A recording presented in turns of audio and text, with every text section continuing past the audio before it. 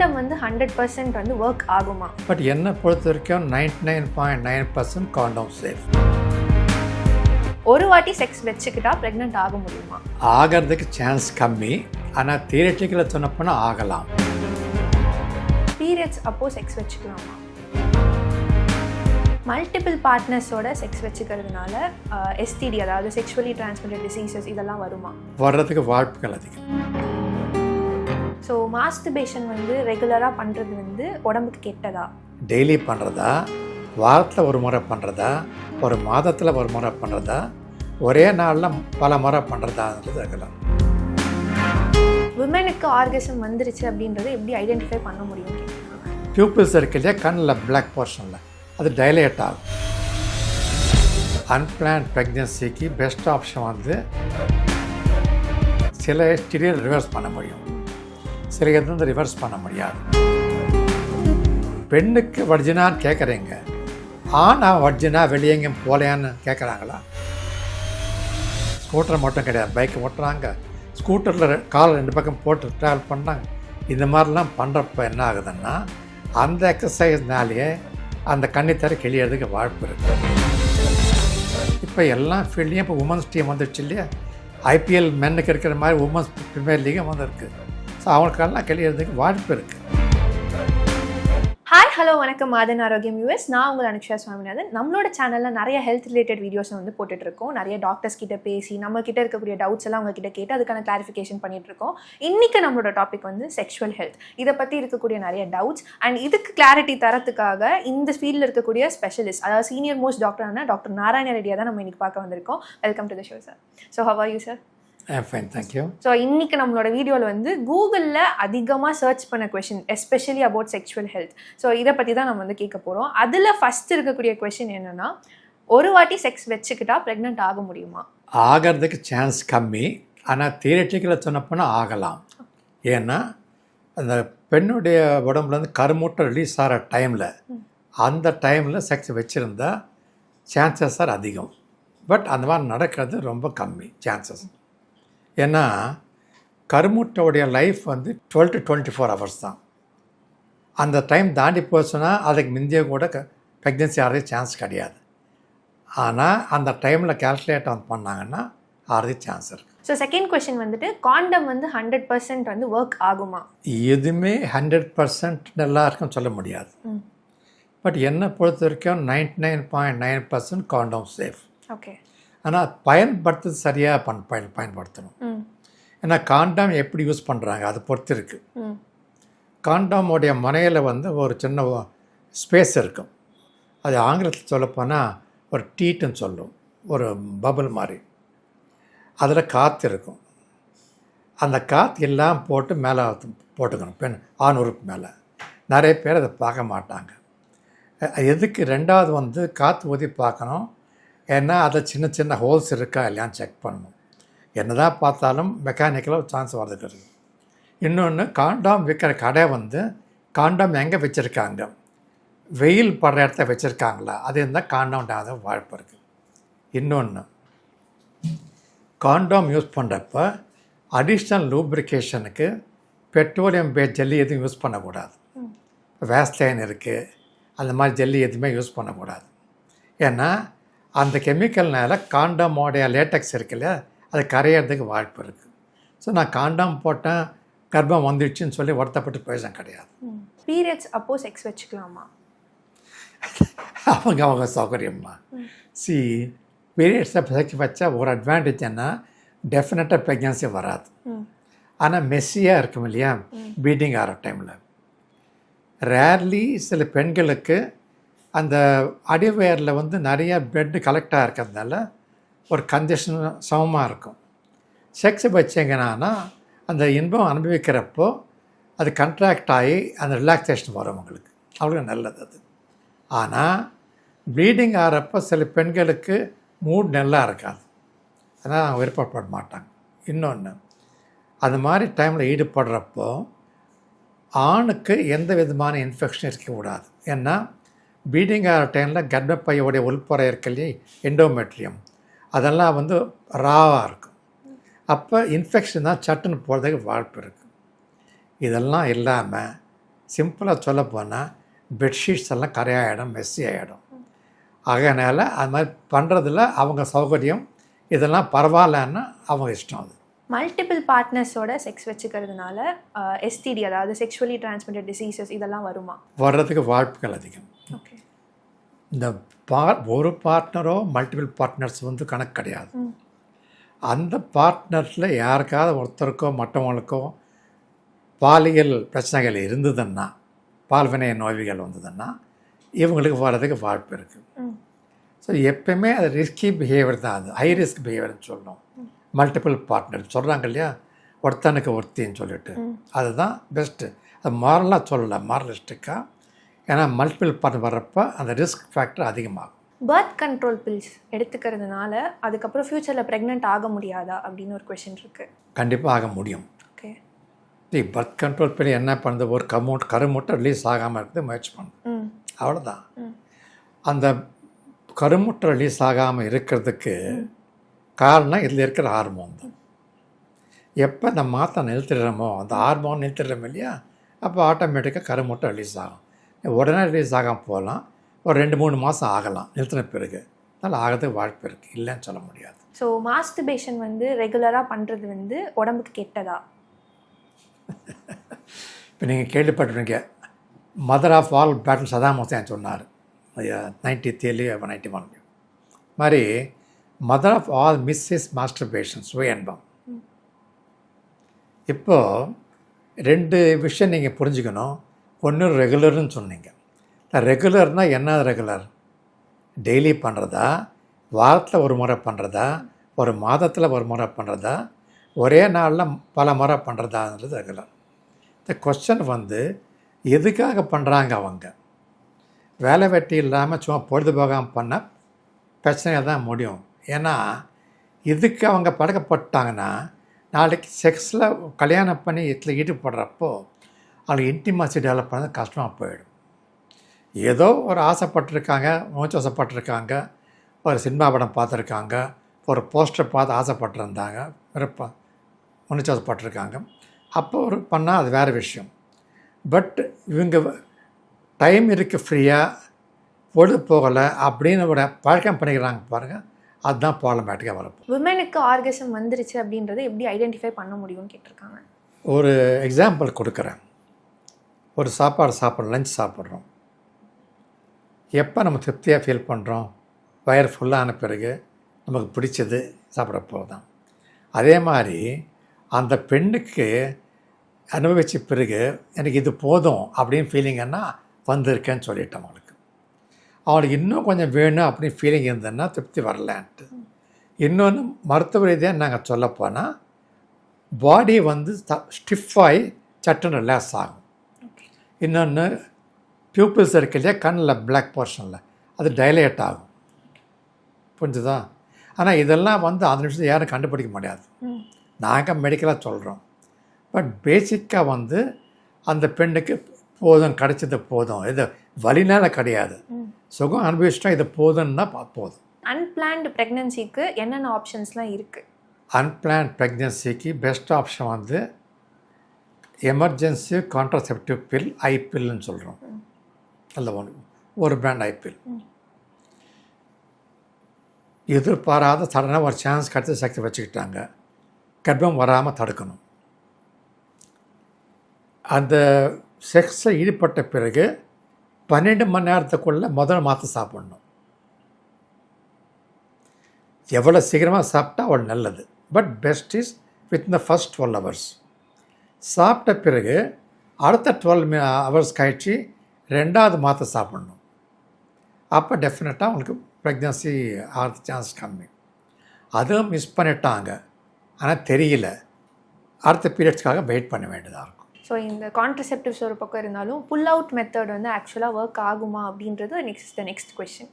இது கலோக்கியெல்லாம் சொல்கிற pull out method, அது கரெக்டாக சொல்லப்போனால் காய்டஸ் இன்டரப்டஸ்னு டெக்னிக்கல் டேர்ம். இன்னொரு சிம்பிள் டேர்ம் வந்து வித்ராவல் மெத்தட். அதாவது விந்து பெண்ணுடைய ஜன உறுப்புள்ள போகிறதுக்கு முந்தி ஆண் உறுப்பு வெளியே எடுத்துட்டு பெண்ணுடைய உடம்புக்கு வெளியே விந்து வெளியே இருக்கிறது. இதை நான் ரெக்கமெண்ட் பண்ண மாட்டேன் பொதுவாக. ஏன்னா செக்ஸ் எதுக்காக சேரலாங்க? ஜென்ரலாக பேச போனால் இன்பத்துக்காக தான். இப்போ இன்பம் எங்கே கிடைக்க போகுது? எப்போ ரிலீஸ் ஆக போதும் டென்ஷனாக தானே இருக்கும். அப்போ எங்கே இன்பம் கிடைக்கும் 2 பேருக்குமே? ஆணுக்கு சரி தான், பெண்ணுக்கு சரி தான். அந்த அளவுக்கு செல்ஃப் கண்ட்ரோல் இருக்கவங்க ரொம்ப கம்மி. அது ரொம்ப நேரம் மெடிடேட் பண்ணி ஹைலி டிசிப்ளின்டு, இந்த குங்ஃபு இதெல்லாம் சொல்கிறாங்க இல்லையா, கராட்டே, அந்த மாதிரி ட்ரைனிங் ஆனவங்க தான் பண்ண முடியும். அதாவது அது பண்ணதுனால கிடையாது, அந்த மாதிரி செல்ஃப் டிசிப்ளின் கற்றுக்குறாங்க, அந்த மாதிரி கற்றுக்கிறது தான் ரொம்ப கம்மி. அதனால் அறியாமையே இன்றைக்கா ஒரு நாள் பெண்ணோட உடம்புள்ளே டிஸ்சார்ஜ் ஆகிடும். அதனால் என்னை பொறுத்த வரைக்கும் that is not a safe contraceptive method. Okay, porn பார்க்குறதுனால நம்மளோட செக்ஸ் லைஃப் வந்து அஃபெக்ட் ஆகுமா? இந்த கேள்விக்கு பதில் அகெயின் இட் டிபெண்ட்ஸ். இப்போ எதுக்காக பான் பார்க்குறாங்க? சும்மா போர் அடிச்சு சும்மா பார்க்குறாங்க, இல்லை ஒரு எக்ஸைட்மெண்ட்டுக்காக பார்க்குறாங்க. இப்போ ஹஸ்பண்ட் ஒய்ஃபு ஒரு 10 வருஷம் கழித்து செக்ஷுவல் போர்டம் ஃபீல் பண்ணுவாங்க. இதுக்கு பேர் செக்ஷுவல் போர்டம் மொனாட்டனின்னு சொல்லுவோம். இது எல்லா ஒரு ஜோடிக்கும் நடக்குது. ஆங்கிலத்தில் சொல்ல போனால் in any monogamous long standing ரிலேஷன்ஷிப்பில் இது வரும். அதாவது பார்ட்னர் மேலே இன்ட்ரெஸ்ட் இல்லாமல் கிடையாது. இப்போ ஒரு டெய்லி இட்லி சாப்பிட்டா என்னாகும்? சளிச்சு போகும் இல்லையா? ஸோ அதே மாதிரி போர்டம் வர்றப்போ ஃபார் எ சேஞ்ச் எப்போ பார்த்தா பரவாயில்ல, இல்லை அப்படி என்ன அது க்யூரியாசிட்டின்னு பார்க்குற பரவாயில்ல. ஆனால் இது பார்த்து தான் நான் உணர்ச்சி பண்ணணுன்னு கட்டாயப்படுத்துங்க பாருங்க ஹேபிட்டு, அது ப்ராப்ளமேட்டிக் தான் ஆக போகுது. ஏன்னா it makes a person impersonal, it desensitizes a person for human relationship. So அதனால் ஜாகிரதையாக இருக்கணும். Okay, so what is the right age to have sex? லீகலாக சொல்ல போனால் பெண்ணுக்கு 18, ஆணுக்கு 21. ஆனால் என்னை பொறுத்த வரைக்கும் கொண்டா மென்டல் மெச்சூரிட்டி ஒர்க்காக இல்லையா? இப்போ செக்ஸுன்னு ஈடுபடுறப்போ அதோடைய கான்சிக்வன்சஸ் ஃபேஸ் பண்ண முடியுமா? நிறைய பேர் கேட்பாங்க, சார் கல்யாணத்துக்கு முந்தையே வச்சுட்டா பரவாயில்லையான்ட்டு. அதாவது என்னுடைய பேச்சை கேட்டு அவன் நிறுத்த போகிறது கிடையாது, இது ஃபாலோ பண்ண போகிறது கிடையாது. ஆனால் நான் சரின்னு சொல்லிட்டேன், டாக்டரே சொல்லிட்டாரு பண்ணால் தப்பு என்னன்னு பண்ணுவாங்க. ஸோ ஆன்சர் தான் நான் சொல்கிறேன், மென்டல் மெச்சூரிட்டி இருக்கா? இப்போ கர்ப்பம் வருது, அந்த கர்ப்பம் வந்தால் கர்ப்பத்தை அப்படியே ஏற்றுக்கலாமா? அந்த பெண்ணை நான் கல்யாணம் பண்ணிக்க முடியுமா? அந்த குழந்தை வளர்க்க முடியுமா? அதுக்கு திறமை இருக்கா, சம்பாதம் இருக்கான்னு செக் பண்ணணும். அதெல்லாம் இல்லாமல் செக்ஸ் ஈடுபட்டால் தப்பு அது ஃபஸ்ட்டு. ஆகனால ஏஜ்ன்றது குரோனலாஜிக்கல் ஏஜ் 15, 18, 20 அது கொஸ்டின் கிடையாது. ஆகனால தான் எதுக்கு கொடுத்தாங்கன்னா லீகலாக 18ன்னா 99% அந்த பெண்ணு மென்டலாக மெச்சூராக இருப்பாங்க, உடம்பு ரீதியாகவும் மன ரீதியாகவும். ஆணை 21 இயர்ஸ்னு போட்டிருக்காங்க.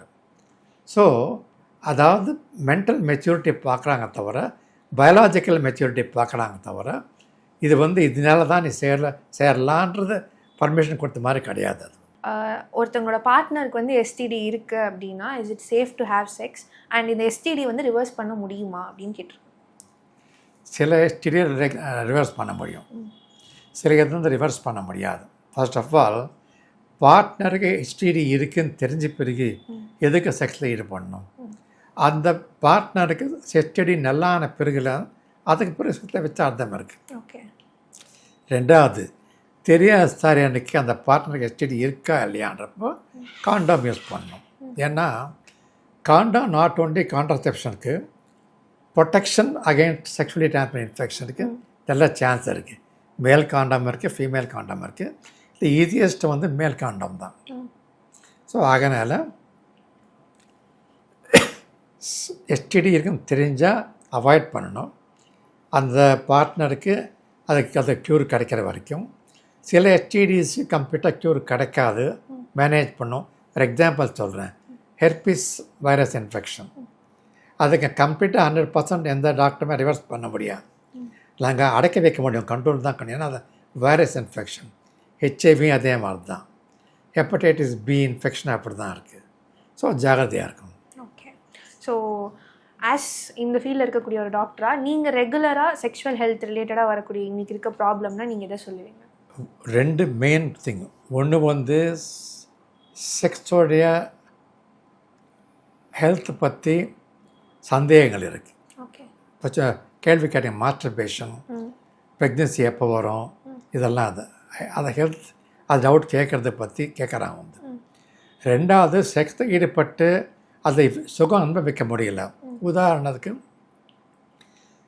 விருப்பத்தன்மை கோளாறு ஆணில் எரெக்டைல் டிஸ்ஃபங்க்ஷன் சொல்லுவோம் ஆங்கிலத்தில், அந்த கோளாறோ துரித ஸ்கலனம் ப்ரீமேச்சர் எஜாகுலேஷன் ஆணுக்கு, பெண்ணுக்கு வந்து இன்பம் கிடைக்கல, செக்ஸில் ஈடுபடுற வலி இருக்குது, இந்த மாதிரி டவுட்ஸ் எல்லாம் வந்து கேட்குறாங்க.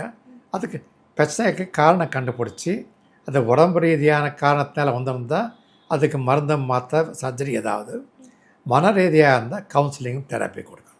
ஓகே. ஸோ இப்போ வந்து ஒரு மித் பிரேக்கிங் ரவுண்ட் மாதிரி. ஸோ இதில் ஒரு மெயினான கொஷின் இருக்குது. பெண்ணுக்கு வந்து வெர்ஜினிட்டி. ஸோ அந்த வெர்ஜினிட்டி வந்து அதாவது எல்லா பெண்ணுக்குமே இருக்கணும் அப்படின்றது சொசைட்டியோட ஸ்டாண்டர்ட். ஸோ எஸ்பெஷலி அவங்க ஃபஸ்ட் டைம் பண்ணாங்க அப்படின்னா அவங்களுக்கு கண்டிப்பாக ப்ளீடிங் இருக்கும் அப்படின்றது is it a myth or அது வந்து ஒரு பொய்யா? இந்த வர்ஜினிட்டி அந்த வார்த்தையை யூஸ் பண்ணது வந்து அர்த்தமில்லாதது, அவுடேட்டட். ஓகே. ஆக்சுவலாக ஒரிஜினல் மீனிங் ஆஃப் வர்ஜின் அப்படின்னு என்னன்னா செக்ஸை சார்ந்த கிடையாது, கேரக்டரை பொறுத்திருக்கு. நல்லவங்களா, திருடாமல் இருப்பானா, மற்றவங்களை கொடுமைப்படுத்தாமல் இருப்பாங்களா, அதுதான் மெயினாக பேசிக்காக வந்து இவங்க செக்ஸுக்கு போட ஆரம்பிச்சிட்டாங்க. சரி, பெண்ணுக்கு வர்ஜினான்னு கேட்குறீங்க, ஆனால் வர்ஜினா வெளியே எங்கேயும் போலையான்னு கேட்குறாங்களா? ஏன் இந்த டபுள் ஸ்டாண்டர்டு? ரெண்டாவது, ஒரு பெண்ணை வர்ஜினா இருக்கான்னு எப்படி தெரிஞ்சுக்கிறதுன்னா முடியாது, நம்பணும், நம்பிக்கிறது தான் அதை போகும். ரைட். அவங்க என்ன பண்ணுறாங்கன்னா கன்னித்தரை ஒன்று இருக்குது, ஹைமன்னு சொல்லுவோம் ஆங்கிலத்தில், அது கிழிஞ்ச அது ப்ளீடிங் வரும்னு சொல்லிட்டு, அதுவும் சரி கிடையாது. ஏன்னா அந்த கன்னித்தரை ஹைமன் இருக்கு இல்லையா, உதாரணம் சொல்கிறேன், ஹார்லிக்ஸ் பாட்டில் நீங்கள் வாங்கி மூடி தந்தீங்கன்னா ஒரு தின் லேயர் மேலே மூடியிருப்பான், அந்த மாதிரி இருக்கும். அந்த கன்னித்தரையில் பிளட் வெசல்ஸ் ரத்த குழாய் இருக்கு இல்லையா, எந்த அளவுக்கு பரவி இருக்குது, நிறையா இருந்தால் அந்த இது கிளியறப்போ ப்ளீடிங் வரது வாய்ப்பு இருக்குது. ரொம்ப கம்மியாக இருந்தால் ப்ளீடிங் வராமையே கூட போகலாம். இன்னொன்று, அது மட்டும் இல்லை, ஒரு பெண்ணு செக்ஸில் ஈடுபடாமல் இருக்கலாம், ஆனால் டெவலப்மெண்டல் ஸ்டேஜ், ஸ்கூலுக்கு போகிறாங்க, காலேஜுக்கு போகிறாங்க, ஸ்போர்ட்ஸில் ஈடுபடுறாங்க, பைக் ஓட்டுறாங்க, ஸ்கூட்டர் மட்டும் கிடையாது, பைக் ஓட்டுறாங்க, ஸ்கூட்டரில் கால் 2 பக்கம் போட்டு ட்ராவல் பண்ணுறாங்க. இந்த மாதிரிலாம் பண்ணுறப்ப என்ன ஆகுதுன்னா அந்த எக்ஸசைஸ்னாலேயே அந்த கன்னித்தரை கிழியறதுக்கு வாய்ப்பு இருக்குது. செக்ஸில் தான் ஈடுபடணுன்ற ரூல் கிடையாது. ஹை ஜம்ப் பண்ணுறாங்க, லாங் ஜம்ப் பண்ணுறாங்க, ஓடி போய் பஸ்ஸை பிடிக்கிறாங்க கால் தூக்கி போட்டுட்டு, அதெல்லாம். இப்போ நான் சொன்னேன், முதல்லலாம் வந்து லேடிஸ் ஒரு சைடில் உட்காருப்பா 2 கால், இப்போ வந்து சல்வார் கமீஸ் போடுறாங்க, ஜீன்ஸ் போடுறாங்க. அதனால் இது பெட்டர் சேஃப்டிக்காக 2 பக்கமும் கால் போடுவாங்க, இது நல்லது. ஆனால் அந்த காலை தான் போடுறப்போ கன்னித்தரை கிழியறதுக்கு வாய்ப்பு இருக்குது. ரைட். இப்போ எல்லா ஃபீல்ட்லேயும் இப்போ உமன்ஸ் டீம் வந்துடுச்சு இல்லையா, ஐபிஎல் மென்னுக்கு இருக்கிற மாதிரி உமன்ஸ் ப்ரீமியர் லீகும் வந்துருக்கு. ஸோ அவங்களுக்கெல்லாம் கிழியறதுக்கு வாய்ப்பு இருக்குது. ஸோ அதை வச்சுட்டு நீ ஃபஸ்ட் நைட் பீட் ஆகலை அப்படின்னு சொல்லி அந்த பொண்ணை குற்றம் சாப்பிட்டு அர்த்தமே கிடையாது. இவ்வளோ பேசுகிறோமே, இவருடைய வர்ஜினிட்டி என்ன இருக்குது, எங்கே போச்சு, அதை எப்படி கண்டுபிடிக்கிறது? அது கண்டுபிடிக்க முடியுமா? முடியாது. ஓகே. இதெல்லாம் சொன்ன நம்பிக்கை மேலே தான் போக முடியும். மனசாட்சி கிளியராக இருக்கணும், அவ்வளோதான். அது வச்சுட்டு தப்பு கண்டுபிடிக்கல. பொண்ணு மட்டும், ஒய்ஃப் மட்டும் ஒழுங்காக இருக்கணும், நீ ஒழுங்காக தேவையில்லை, என்ன அர்த்தம்? டபுள் ஸ்டாண்டர்ட், இதுதான் ஜெண்டர் இன்இக்வாலிட்டின்னு சொல்கிறது. ஸோ இன்றைக்கி இருக்க காலகட்டத்தில் சேஃப் செக்ஸ் மெத்தட் அப்படின்னா நீங்கள் எதெல்லாம் சொல்லுவீங்க? இந்த பெஸ்ட் சேஃப் செக்ஸ் மெத்தட் வந்து ஒருத்தனுக்கு ஒருத்தி, அது பெஸ்ட். ரெண்டாவது, பார்ட்னர் நல்லா தெரிஞ்சிருக்கணும் உங்களுக்கு. கேஷுவல் செக்ஸ் கூடாது. ஏதோ பணத்தை கொடுத்து போகிறோம், எங்கேயோ மீட் பண்ணுறோம், யாரோ கிடச்சாங்கன்னு பண்ணுறது பேச கிடையாது. அந்த பார்ட்னருக்கு வேறு யாரும் கான்ட்ராக்ட் கிடையாதுன்னு நம்பிக்கை இருக்கணும் உங்களுக்கு. அதுதான் சேஃப் செக்ஸ். அதுக்கு அடுத்த ஸ்டெப்பு போகிறப்போ காண்டோம் பயன்படுத்த நெக்ஸ்ட் சேஃப் செக்ஸ், அவ்வளோதான். So thank you so much sir, இவ்வளோ நேரம் டைம் ஸ்பெண்ட் பண்ணி இந்த எல்லா டவுட்ஸ்க்கும் ஆன்சர் கொடுத்ததுக்கு. ஸோ இன்னொரு டாப்பிக்கோட உங்களை நெக்ஸ்ட் டைம் மீட் பண்ணுறேன். So until then it's your Niksha Swaminathan signing off. Thank you sir. Thank you.